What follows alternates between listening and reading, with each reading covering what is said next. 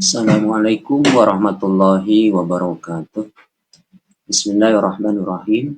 Rabbi zidni ilma warzuqni fahma birahmatika ya arhamar rahimin. Alhamdulillahirabbil alamin.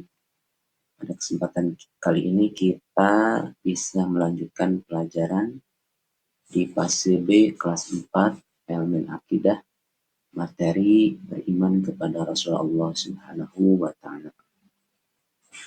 Adapun capaian pembelajaran yang harus dicapai di akhir fase B ini, yaitu peserta didik mampu memahami sifat-sifat Allah Subhanahu wa taala, beberapa Asmaul Husna, iman kepada kitab-kitab Allah Subhanahu wa taala, dan iman kepada Rasul-Rasul Allah Subhanahu wa taala.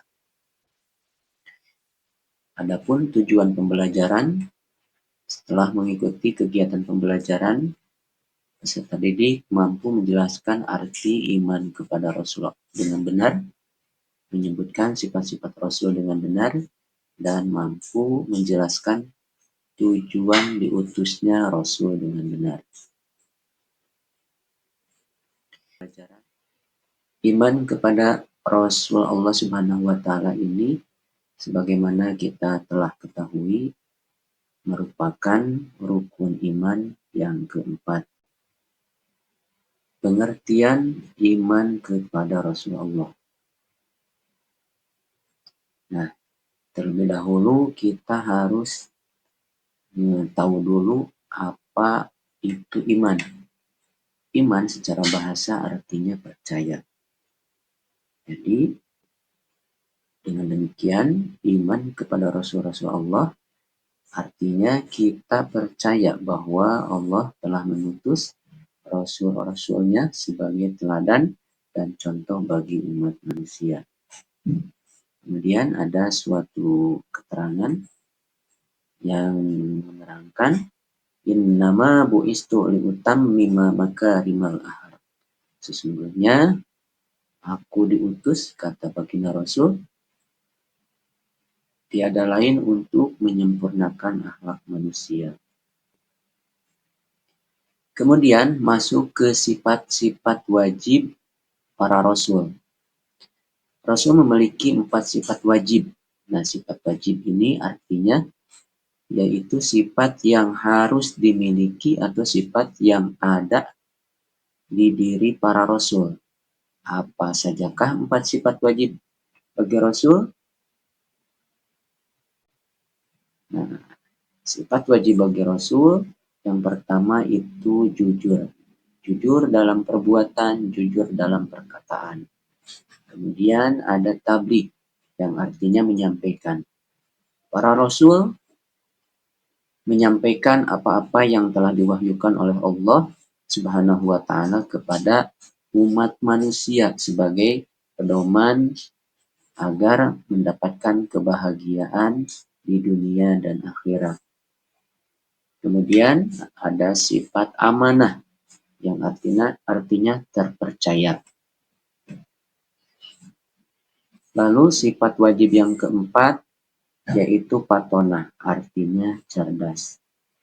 Lawannya atau kebalikannya dari sifat wajib itu disebut sifat mustahil. Sifat mustahil ini artinya sifat yang mustahil adanya di diri para rasul. Jadi kebalikannya. Apa saja sifat mustahil para rasul? Yang pertama ada kizib, artinya bohong. Yang kedua kitman, menyembunyikan. Yang ketiga khianat. Dan yang keempat baladah, artinya bodoh. Jadi tidak mungkin para rasul ini mempunyai keempat sifat mustahil ini. Tidak mungkin para rasul bohong, tidak mungkin para rasul menyembunyikan atas wahyu yang telah diberikan oleh Allah, tidak disampaikan kepada umatnya, tidak mungkin para rasul khianat atau ingkar janji, dan tidak mungkin para rasul itu bodoh.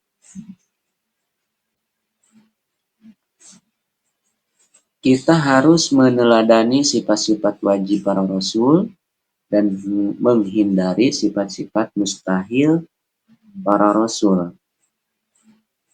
Dengan cara bagaimana? Yaitu dengan cara selalu berucap dan bertindak dengan benar, berani karena benar, selalu menepati janji, menjaga titipan dan amanah yang telah dipercayakan, serta rajin belajar. Tidak mungkin kepintaran diperoleh dengan gratis. Jadi kepintaran itu harus ditembus dengan sebuah proses, yaitu proses belajar dengan giat. Kemudian masuk ke tujuan diutusnya para rasul. Tadi telah disampaikan, bin nama bu'istu liutammima makarimal akhlak, yaitu untuk menyempurnakan akhlak. Nah, di samping menyempurnakan akhlak, para rasul juga dipilih oleh Allah Subhanahu wa taala, diberi wahyu untuk diamalkan untuk dirinya juga untuk disampaikan kepada umat-umatnya. Rasul diutus oleh Allah Subhanahu wa taala dengan khusus untuk menyampaikan wahyu kepada umat manusia. Rasul diutus untuk menyampaikan pesan agar manusia selalu menyembah Allah tanpa syarat dan tanpa menyekutukan dengan apapun juga. Kesimpulan dari materi yang kita pelajari pada kesempatan kali ini adalah iman kepada Rasulullah Subhanahu wa taala adalah keyakinan bahwa Allah telah mengutus para rasul untuk menyampaikan wahyu dan petunjuk bagi umat manusia. Rasul-rasul ini membawa ajaran yang benar agar umat manusia dapat hidup sesuai dengan kehendak Allah. Setiap para rasul memiliki tugas masing-masing, namun semua tugasnya yaitu mengajak umat manusia untuk menyembah hanya kepada Allah, beriman kepada Allah, serta kita juga harus meneladani dan menghormati dan juga mengikuti ajaran-ajaran yang telah disampaikan oleh para rasul-rasul Allah. Setelah kita mempelajari materi ini, ada refleksi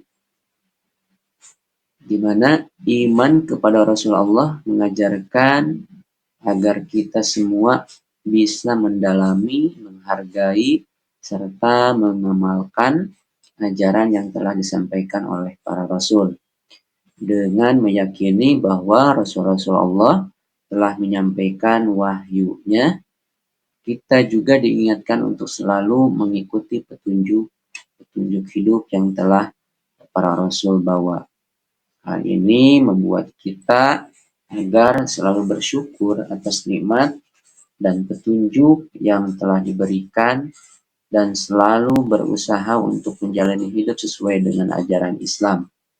Dan kita juga harus berusaha meneladani sifat-sifat para rasul seperti kejujuran, kesabaran, dan ketaatan kepada Allah Subhanahu wa taala.